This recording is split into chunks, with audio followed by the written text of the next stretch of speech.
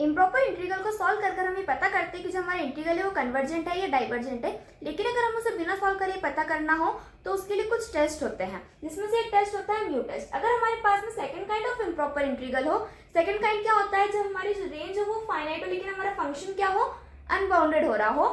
वो होता है हमारा second kind of improper integral. अब म्यू टेस्ट में म्यू क्या होता है, म्यू होता है highest power of x in denominator minus highest power of x in numerator. इसको कैलकुलेट कर हम हमारी म्यू की वैल्यू को फाइंड कर सकते हैं। जो म्यू टेस्ट होता है वो बेसिकली उस इंटीग्रल पर लगता है जो हमारे पास में फ्रैक्शन की फॉर्म में हो और जिसमें भी हमारे पास में क्या हो, पॉलिनॉमियल इक्वेशंस हो, तो हम म्यू टेस्ट का यूज करते हैं। ठीक है, जब हमारे पास म्यू की वैल्यू कैलकुलेट हो जाएगी उसके बाद हम देखेंगे कि जो हमारा एफ ऑफ एक्स है वो किस वैल्यू पर अनबाउंडेड हो रहा है। अगर हमारा एफ ऑफ एक्स अनबाउंडेड हो रहा हो at x equals to a, means lower limit पर अगर हमारा एफ ऑफ एक्स अनबाउंडेड हो रहा हो, फिर हम देखेंगे कि अगर हमारी जो म्यू की वैल्यू अगर वो 0 और 1 के बीच में अगर कहीं लाई करती है,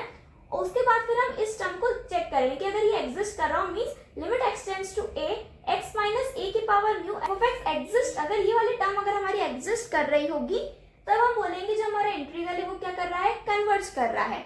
लेकिन अगर हमारी जो म्यू की वैल्यू अगर वो 1 से बड़ी आ रही है, 1 के बराबर आ रही है, फिर हम अगर इस टर्म को देखेंगे और अगर ये एग्जिस्ट कर रहा है और also it is non zero, तब हम बोलेंगे जो हमारा इंटीग्रल है वो क्या कर रहा है, डाइवर्ज कर रहा है। ठीक है, ये बात होती है जब हमारा एफ ऑफ एक्स अनबाउंडेड हो रहा है at x equals to a means lower limit पर। लेकिन अगर हमारा जो फंक्शन है वो अगर अनबाउंडेड हो रहा हो अपर लिमिट पर, ठीक है, f of x is unbounded at x equals to b means upper limit पर अगर अनबाउंडेड हो रहा हो, तब हम क्या चेक करेंगे, limit x tends to b b minus x की power mu f of x dx, इसको चेक करेंगे अगर ये एग्जिस्ट कर रही होगी। कंडीशंस दोनों में सेम ही लगती हैं, बस यहाँ पर हम x माइनस ए की पावर म्यू को चेक कर रहे होते हैं, यहाँ पर हम b माइनस एक्स की पावर म्यू को चेक कर रहे होते हैं। फिर उसके बाद में हम सेम कंडीशंस लगाते हैं कि अगर म्यू की वैल्यू 0 और 1 के बीच में अगर एग्जिस्ट कर रही हो और अगर ये वाली टर्म अगर हमारी एग्जिस्ट कर रही होगी तो इंटीग्रल हमारा कन्वर्ज करेगा, और अगर हमारे पास में ये वाली टर्म एग्जिस्ट कर रही हो और म्यू की वैल्यू अगर 1 से बड़ी हो या